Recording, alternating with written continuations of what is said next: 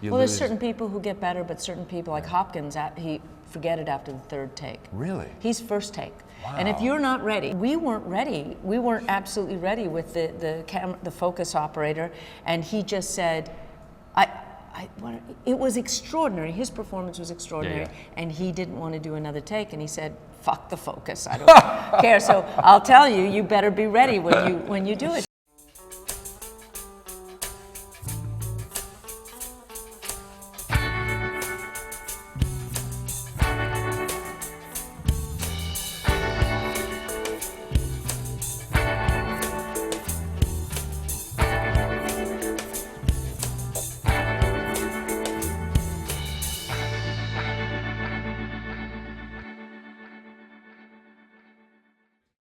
Joining us today, we're very excited. It's been a long time coming, but it was well worth the wait. Julie Taymor, thank you. Nice to be here. Okay, so I have to ask you, do you dream in black and white or in color? I don't know. I probably dream in some other form. I don't think I've been aware of what I dream in as far as color. Right. In black and white. Are you one of those creative types that in the middle of the night you have something and it's going down, or you're recording it? Sometimes I record it. I wish I would record it more because, of course, you forget the next day. But a lot of my best ideas come at that point, right before you wake up. Right. And I do get up sometimes, and now I've got the little iPhone and put on the. Yeah, I've done that. Yeah. Put on the tape recorder. Well, I think it's, you know, I think I was seriously ADD challenged until computers came along, and then it kind of organized my thoughts. Yeah. And it kind of like, okay, I can go from here to there. Because I was always getting accused, like, you can't focus on one thing. I'm like, I don't know, I thought I did, but apparently I didn't.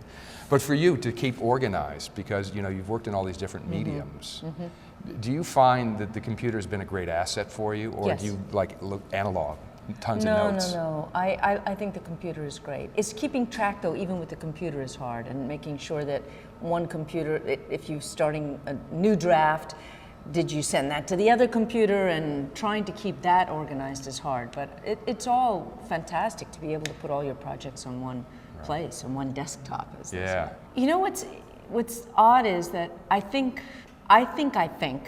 that I'm not good technically, but I think I am good technically. Right. But I just avoid trying to know too much. It's sort Absolutely. of, I just don't want it to get in the way, and I don't want to think technologically. So I'd rather just think up the ideas, figure out how I think they could be done, and then work with great people whose skills are those skills. Great. Good answer. Do you think micro or macro first when you're thinking of a project, or does it not really matter? Like what? Like sometimes you have the germ of an idea and you go, wow, you know, how do I expand that idea into a bigger picture? Well, usually, if it's, especially if it's an adaptation, if it's something that is a play or a book, a novel, then you've got a macro idea right there. But for me, the first thing I do is try to get to the essence of something, to strip it down to what is the ideograph or the actual abstraction of what that is. I mean, that would happen even in something like culling the Spider-Man 40 years of comic books. What is the Uber story? What is it, if I were to go and say, what is this about? How do I take all of that and strip it down? The ethos, the pathos? The essence of what it's about. That is something that I would do with almost any project. What are those few words, those few brush strokes that will attract me to that project, so I don't get lost in the detail first. Gotcha. You kind of want to know what is the metaphorical basis of this work. Yeah, the big frame. And the big frame, and then you go in and you say, okay, now how to tell the story. Right. But don't lose what it is, what is the reason you're telling it, what it's about, what you're trying to say. Right. In all that detail. Yeah, and I think it's beautiful because when I watch your movies, I think you see the essence of the big picture, even in the vignettes within scene to scene, which is so hard to capture, you know. The standard story is, you know, man has monkey, monkey gets into tree, act 3, how does he rescue him from the tree? You know, the old Woody Allen story, you know, that's, you know, Robert McKee, script writing 101. But being able to keep that going in each frame and moving those frames forward. And be able to do it not in such a literal way all the time. So that the underpinning is there, that even if the audience doesn't get it on an absolute literal level or conscious level, that deep inside on the subconscious level, that's still supporting the story. And that's very important to me, that there's multiple levels of comprehension of a story. And both of them, I mean, you know, Go rent the movies, buy the movies, go see them. If you haven't seen any of her work, really, trust me. It's because in our house, Across the Universe is very beloved. And I'm a Beatle devotee. Me you too. know, I grew up at Sullivan when I was a little guy, bought my Beatle records Yes. first, before the Monkees, anything else. And I love what you did with the adaptations of the music, what T-Bone did with the Well, arrangements. Elliot Goldenthal actually did 80% of that. He did? Yeah. Okay. He did Sorry- most of the. sorry, Elliot. No, T-Bone did too, but Elliot did the majority of the arrangements and did the Fantastic score. arrangements. And they're beautiful. They're Right. really beautiful. Now, is it true, is this urban myth or true that the singing was done live and it's Yes. different than the soundtrack album that was released? The movie versions, Right. vocals are different than the album vocals. I think they are for the most part. I don't really listen to the album because Right. I like because they then were remixed, and I personally prefer the movie. I do too, just out. I do. I Yeah. mean, that's Elliot and T-Bone and Tease. They like to do that after the fact. And really get in there. Yeah. But I really like the ones in the movie, and 90% or so is live. Right, There and are they're a few. so organic. The performers that you had were fantastic. Well, I think we're working on a movie musical now, developing one. And again, this comes up, are we going to shoot it live? And I said, as much as we can. Right. Todd Maitland did the sound, and he did a brilliant job. Yeah. But you have to have singers who are actors who can sing that well. And then project on the set? You don't have to project. I mean, No? it's no different than talking. Okay. When Evan Rachel Wood did her first song on the set, which was in a real location on the docks of Brooklyn, she was singing If I Fell in Love with You. She was prepared with earwigs. We were all prepared to do playback, and that you'd sing it, but you'd use the track. Right. It's all prepared so that the actors aren't under pressure that Right, they have right. to produce. But the first choice, and I said to her, we're doing it live. She said, what do you mean we're doing it live? Yeah, you're gonna sing, and then don't worry about it because we can always cut, but we can try to make this work. Well, the first take is the take. Her first take, and we had a circular track. And I know with Bruno Delbonnel, I had planned in the shooting script that we would cut after a certain point in the song. But as the camera was moving around that track, and we were on her, and she was so moving, I just, don't cut. So the entire first part of that song is one shot, first take. And that's what you get when someone is vulnerable. She was frightened.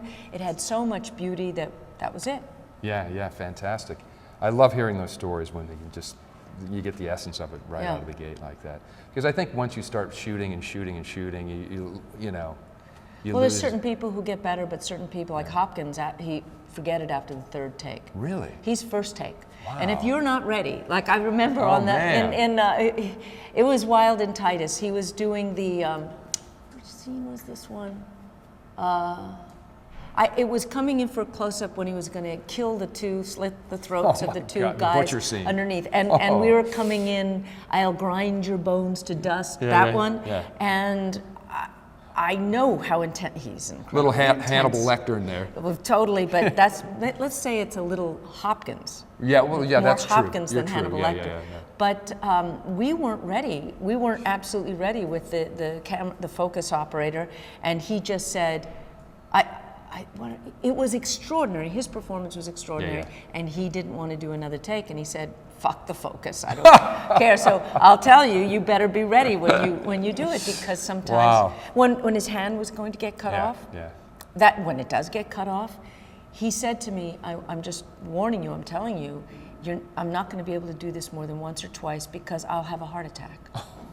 He gets himself into an incredible state, and it was fine because we were ready and we. The decision to put it in different time periods. Yeah. Where did that stem from?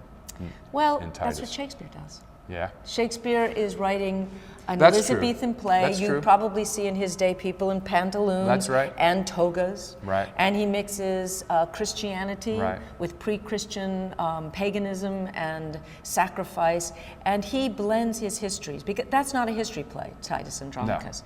So I feel that play was so contemporary to what was going on in our culture, and still is, but that time when the shootings in Colorado and the Menendez brothers and other kinds of shocking violent acts by people you didn't expect to be violent were happening.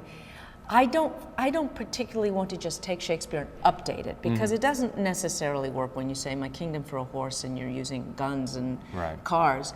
But there is something that I felt inherent in Titus, that where period was more about the character, that Titus himself felt like an older period. Right. And therefore his clothing was older. He wore the armor. He came from another period of time where Jessica Lange, who played Tamara, felt like she was right out of The Damned, Visconti's The Damned. And she felt like the end of the Mussolini era. And also Alan Cumming, I played with that Tamara Lempicka image. So the movie was almost black and white. We tried to make it black and white. No, I meant it is what you saw. We zapped the color. If you go back and watch it, we didn't have DI, no digital color correction, but we did it.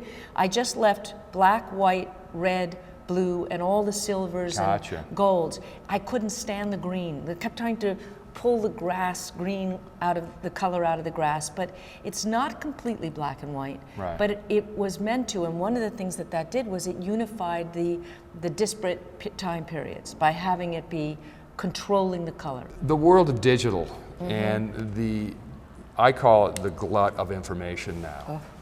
And I know you face this even just with getting your movies seen in the right channels, because the big spectacle movies suck up all the screen time. How do you fight that? How do you push through that? Is there an answer? Is there a movement that's being started, a groundswell to say, hey, we need to get rid of all the crap, because there's a lot of it and too much of it, and get the art out there again? No? I am clueless. I feel really sad about it. Frustrated. You turn the channels and there's thousands and there's nothing to see. I mean, I suppose HBO has some good stuff on, and the movies. And then films like my films, even Across the Universe, which was a big budget movie, it wasn't promoted. Really? No. I had no idea. No, it wasn't promoted. They dropped it. It did very well in DVD, but if you were a 15-year-old girl, you might have gone 15 times. But no, Sony didn't put the movie out. And why do you think that was? That they had other movies that they put their money? They didn't think it was. They thought it was an art film. Really? Yes. And so we got into an art film with tussle. Beatle music. That's interesting. Well, they weren't allowed to use the Beatles to promote it, which bugged them a lot. If you don't, it never said the Beatles on any poster or anything. I had no idea. And they were very frustrated, but they had the rights to. We had the rights to the songs, but not to the Beatles, because it's not the Beatles really. No. It's the composers, John Lennon, Paul McCartney, and occasionally George Harrison, and Ringo didn't really write. He's credited on one, but they got their credit at the end, or with everybody on the main credits, but they couldn't sell it as a Beatles. And then they thought it was too artistic. I mean, we had a notorious struggle with that. I had a big battle on that one, which went to the front page of New York. I mean, that was... I missed the story. I won my cut, but you know when you win, you lose. Sure. Yeah, the power struggle. It's like, it is, and so the then boot heel comes people down. go, well, I don't know if I want to promote it. Even though they loved it, Sony loved it when they saw the first cut, it just became this battle where they try. I've had this happen many times, where people smell money. Like they want me for what I do. Right. And you do what you say you're going to do, and you deliver it, and then people go at the 9th hour or 9.9th hour, oh my God, it might be too sophisticated, too intelligent, too complex, too artistic, too this and that. I smell the money. I smell the money. Let's make High School Musical. Right. That's what happened. So I saw one of the cuts of Across the Universe that got terrible reactions to the audience, but it was what they thought maybe we could do. They focus grouped it. Yeah. Oh man. Well, they do that with all the movies. I know. When my friend is in that business, I'm like, really, you're going to focus group movies?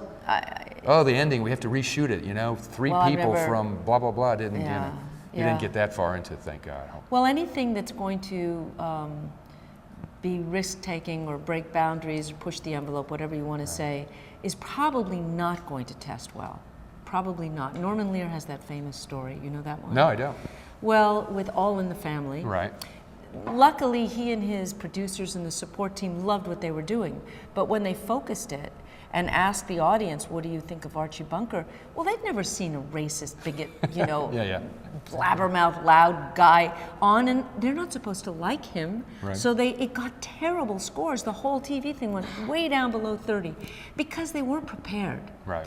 And I think that if that's a good sign, then you have to say, all right, we're doing something that's different. We're shaking it up. But exactly. But if you don't have your team with you, right. people get scared.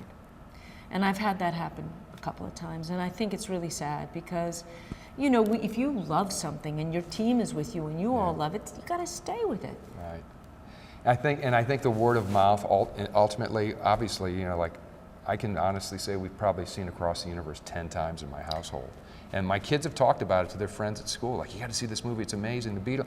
And my kids became Beatle fans because right. of the, Well, that's the common. movie. People, kids, girls, 15-year-olds They're so saw open. it 15, 20 times. Why not? And I guess it's harder and harder with marketing guys saying, oh, gosh, we got to look at the bottom line here. You know, how's this going to perform? Or they do a thing which I find really difficult is they target an audience. Okay, this is going to be for girls between the ages of 15 and 20. Right. But what if you're 45 and you like it? You liked Mirror Mirror. Yeah. You know, what is that? That also then, that reduces the scope of what you're allowing your audience to be capable of appreciating. Right. You got to be crazy. Like I remember in Across the Universe, Lucy, just because you know this one, she has a line, she's 16, Right. and I guess one of her friends gets pregnant, right? Mm-hmm. And she says to her best friend, I'm never having children. I'm not getting married. I'm never having children. Right. And the girl goes, why? And she says, having children is so narcissistic. It's like putting out carbon copies of yourself. Now, I remember very seriously when that line was in the script that one of the development people said, ooh, that's going to make her not likable.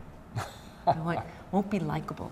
Well, what are you talking about? That's what's going to make her likable for 15 and 16-year-old right. girls. And when this character, Lucy, has to become a radical, she has to become a political thing, you've got to see somewhere buried in her the moment Where's the where, backstory for where it? Gloria Steinem would have, you know, or somebody would have, she would have read that, and she's sowing her oats as an independent young woman. Right. Makes her rich. Right. So, you know, you get these ideas about, and especially with women, and I just went through it on a script that I love, where the note's coming back, likable. She's not likable, you know. What does that mean? Have you watched the Barbara Stanwyck movies? Go back, and All right. Elliot and I have been watching Barbara Stanwyck for Right. the last, I don't know, couple of months. Right. Everything we can see, and they're the most phenomenal female characters. Right. We don't have any of them now. Not a one. I mean, I love the Thin Man series with Myrna Loy.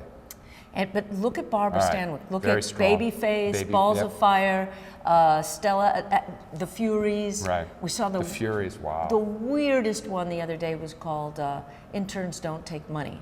Don't Very know bad that. title. It was the original Dr. Kildare. Wow.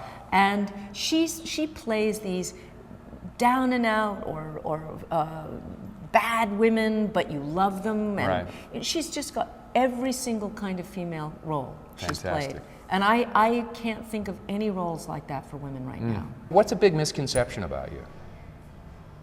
You tell me, and I'll tell you if it's true.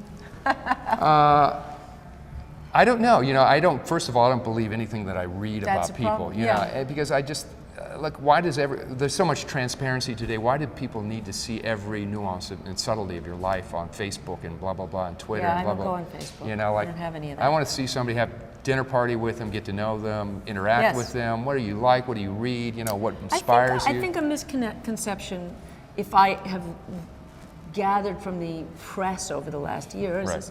is about collaboration. I think I'm really... Oh, that you're not a good collaborator? Yes, I think Okay. if you think that, if you're trying to look at what might have happened, that is what I do very well. Right. And I think I can say that because I have about 15 collaborators that I've worked with for 20, 25 years. Right. You know, people that I work with over and over You just didn't again. agree with them. I think that you know, in my case, if we're all on the same, I think I mentioned this earlier, we're going after the same thing. Right. If you happen to decide later that it's not what we started out, Right. I'm not sure that I'm going to go in that direction because we all agreed this is what we're doing. So, you know, that's it. I think women in general, I never went through a woman thing until this year, meaning women in power, that whole gap, that whole talk. It was very interesting to see some of the criticism of Tempest be that all of a sudden it became a feminist tract. I hired Helen because she's a good actor. I wasn't the first to have Prospero be played by a woman. That's right. And I just thought it would be interesting and great, and it works as well. I've done it twice with men, 3 times with men. Well, you know, I didn't read. Was there that much criticism about There was flipping some. the gender? Really? Yes, and that it loses its power with a woman in the role. Well, that's your problem, because to me, because it made the actually, daughter-mother thing much Totally. stronger, and it made it contemporary. Yeah. No, and I think it made it contemporary. I also just think it's another version. Right. So I would say that you know, that was interesting this year to see that aspect of being a woman director have any jolt people in a certain way. I never really went through that. I've been very lucky my whole life. I wonder if Penelope had that when she was early on making movies. Penelope Spheris, you know, when she was doing rock videos and then she was trying to do real cinema, because she was like the only gal in town kind of fighting in the old boys network. Yeah, yeah. You know, but being a maverick or being, you know, your agenda is your artistic vision. It's not like an agenda per se. No, it's it's not. It's what you see a project as. Yeah, a and creative I think, person. And I feel like if there are misconceptions, what people would be thinking of stubborn or rigid or whatever, no, it has to do with passion. Right. Really. Yeah. And as I said, I spent 8 years on Spider-Man. I obviously am very involved and feel that there's something exciting. And I certainly wasn't doing it for the money. I was doing it because I thought, wow, this material is spectacular. And I still do. I love it. So that kind of decision that I really am not going to do projects unless I believe in them on many, many levels. I'm old enough now, you know. I don't mean old enough to do it. It's just like, why bother to do No, but it you right also away? you acquire the scar tissue as you get older about what you want to deal with and what you don't want to deal with. Yeah. And you say, look, I have that scar tissue from that project or this thing in my life, and okay, you know, And don't I want like to go to there. have fun. Yeah. And I really like to love the people I'm working with. So, you know, you need to have a good time when you're doing it. Right. There's nothing to prove. Like if you say, well, was there some big, no, there's nothing that way. I don't feel like that. I feel like I'm very happy with the shows like Tempest, Titus, Frida. Frida, we didn't even talk about Frida. How did that slip? No, I love it. Yeah, Frida's fantastic. And had the best time doing that film. Right. Really. I mean, it was difficult with Harvey in the end, but ultimately, who has an easy time with him? Yes. Anyone? I once turned down a job after I left William Morris to work for him. Oh, really? My friend had been working for him. Like, look, man, not going to work. I don't think so. As It much was as I'd funny to love see to. you put out Bully. Oh, I know. Is that amazing? I That think is it's the really best funny. thing ever. And he's like bullying about the ratings. Yeah, it's it's really just perfect. It's so perfect. But he's a very passionate guy too. Oh, you know? totally. Yeah. And he does love movies. Yeah, he does. You know, Well, there are the good times and the bad times, Yeah. and there was some fun with him. Yeah. I'm sure there's stories we could tell off camera. Yeah. We could both share. Well, I have to say this has been really fun. Great. Fantastic Good. information, and I think, you know, whatever you do next is going to be very exciting. Oh, thank you. Thank you. It's great to finally see you Yes, do indeed. this. Okay. Go check out Julie's art. It's really spectacular. Thank you. See you soon. Great to see you. Yeah.